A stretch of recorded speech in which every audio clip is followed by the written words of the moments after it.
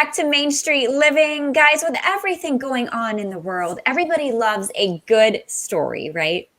Yes, and I think right now more than ever, it's important to focus on how our stories can unite us, bring us together, reveal similarities. Our next guest uncovered the power of a personal story after seeing the response to a blog she started for Ramadan a decade ago. Please welcome award-winning storyteller and author of 30 Days, Stories of Gratitude, Traditions, and Wisdom, Salma Hasan Ali. Salma, thanks for joining us on Main Street Living. Thank you. Thanks for having me. Now, of course, we want to dive into your blog and your book, but first, we are in the month of Ramadan, and many non-Muslim Americans may not have a good understanding of what Ramadan is and what it stands for. Can you give us a little bit of an overview? Yes, absolutely. Ramadan is the month of fasting for Muslims, and that means that from dawn until sunset, we don't eat or drink. We try and be our best selves.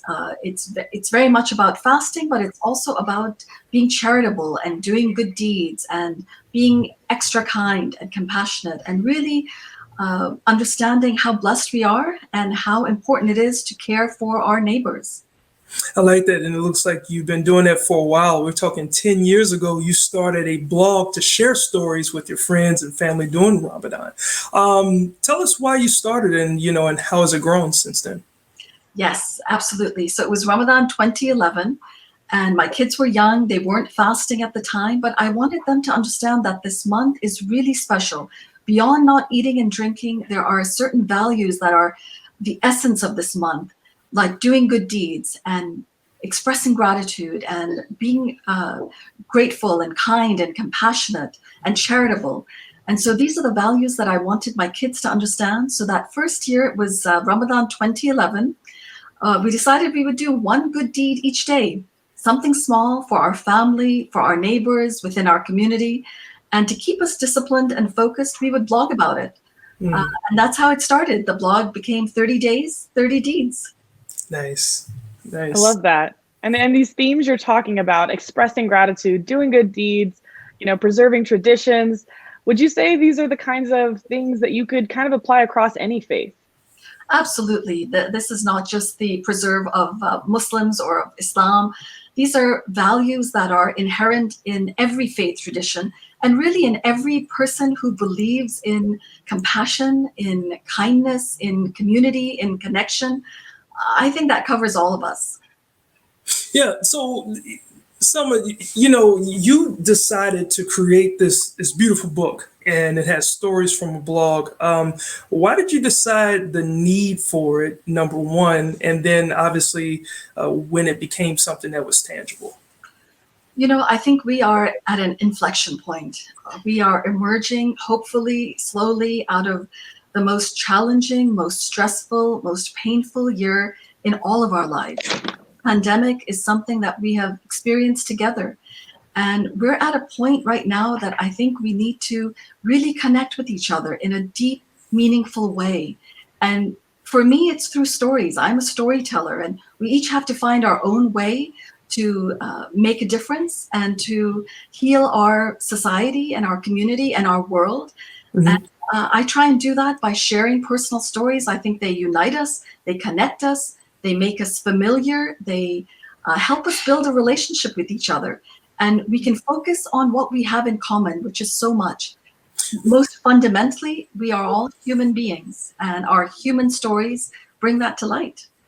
Yes, they definitely do. And you have to have an impactful story to share with us, just one piece of beautifulness that you can share with us. I would love to.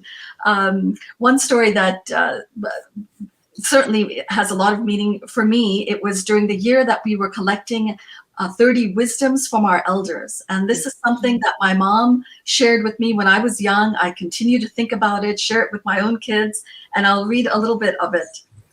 Growing up, I was a quiet, reserved, fairly shy girl, happier studying than socializing.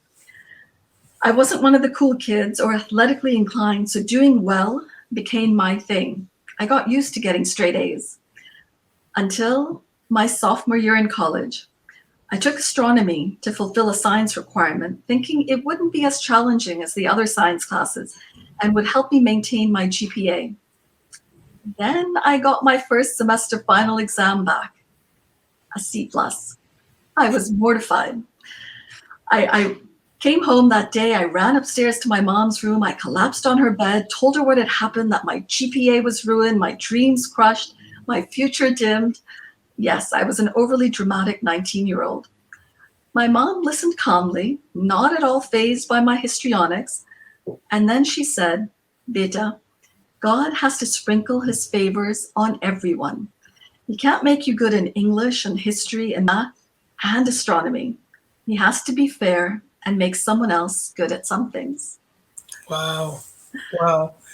Yeah, that's very impactful. I know I didn't cry when I made bad grades because that's what I expected myself to do. So I think that was very relatable. I think I had that moment as well. I was very much perfectionist. So, but it can relate to everybody, right? Like not everyone can be good at everything.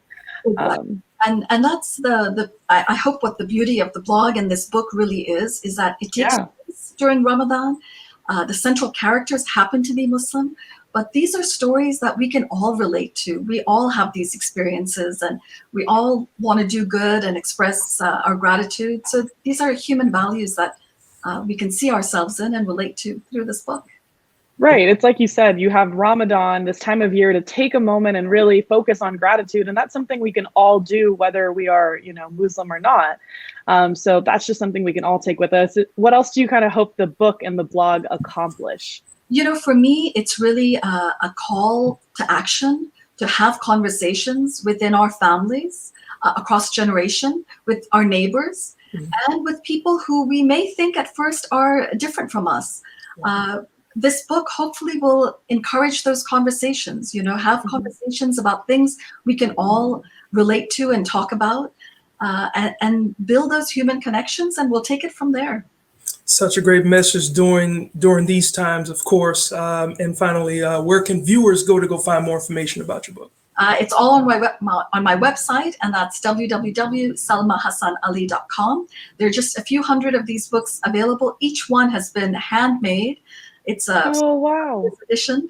It has some beautiful art. So yes, please join me on my website if you're interested. Awesome. Thank you so much for being a part of the show, and thanks for sharing those inspirational moments as well.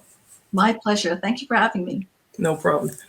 All right, Danielle, such great info. And next, we're going to go ahead and switch some gears and see a phenomenal musician who can perk you up, but with coffee. We'll be right back. See what you did there.